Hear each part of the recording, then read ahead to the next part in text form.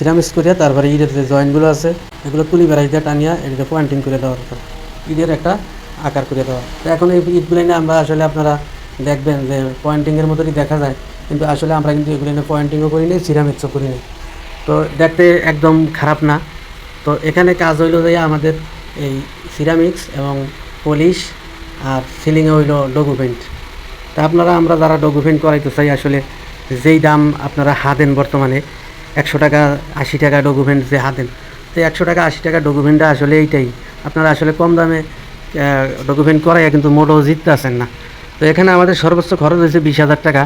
তা আমরা ওয়ালগুলো নিয়ে কী করছি আর সিলিংয়ে কী করছি সেটাই আপনাদের সামনে বিস্তারিত বলবো, আর আপনারা কেন ঠকতে আছেন এইটার ব্যাপারে আমি আপনাদেরকে আলোচনা করব।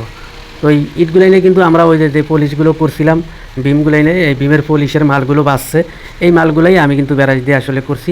আর ওইটা শুকিয়ে যাওয়া ভিজা থাকা অবস্থায় পয়েন্টিংগুলো দেখা যায় না, শুকানোর পরে কিন্তু পয়েন্টিংগুলো বাইশে উঠছে। আর ইটগুলো কিন্তু ওই যে ময়লা ছলা ছিল, ছাপড়া দাগ ছিল, এগুলো আমরা পানি দিয়ে মুছছিয়া তারপরে এটির মধ্যে আমরা ওই মারছি, এই পলিশ মারছি, যার কারণে এখন দেওয়ালগুলো কিন্তু স্মুথলি দেখা যায় আর পয়েন্টিংগুলো দেখা যায় শুকানোর পরে। আর পলিশ তো পলিশের জায়গাতেই রয়েছে, আর ডকুমেন্টের জায়গায় আমরা আসলে 1 বছর মারছি, আলকরি মারিয়ে তারপর পুটিং কাটছি, কাটিয়া প্লাস্টিক পেন্ট মারছি।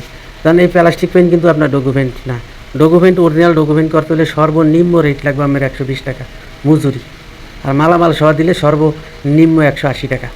তা আপনি কীভাবে আপনার ডকুমেন্টের কথা বলেন? এখন সবাই তো কাজের দ্বারে থাকে না, কেউ থাকে কেউ থাকে না। তো থাকলে কি আর না থাকলে কি, আপনি যদি না বোঝেন ব্যাপারটা, না বুঝলে আপনি ঠকবেন, এইটাই কিন্তু আসলে স্বাভাবিক। তো এখন বর্তমানে এইগুলো কাজের অবস্থা। তা আপনারা যারা মনে করেন যে ডকুমেন্ট করাইতে আসি, তো আপনারা আসলে ভুল করতে আসছেন এই ব্যাপারগুলো। তো সবাই চায় কম দামি কাজ করাইতে, কম দাম দিয়ে যখন কাজ করবেন তখন কিন্তু জানা লোকগুলো কাজ জানবো না। তো আসলে আশা করি ভিডিওটি আপনাদের ভালো লাগছে, যদি ভালো লাগে তাহলে লাইক দিবেন, আমাদের চ্যানেলটি সাবস্ক্রাইব করবেন এরকম ভিডিও পাওয়ার জন্য।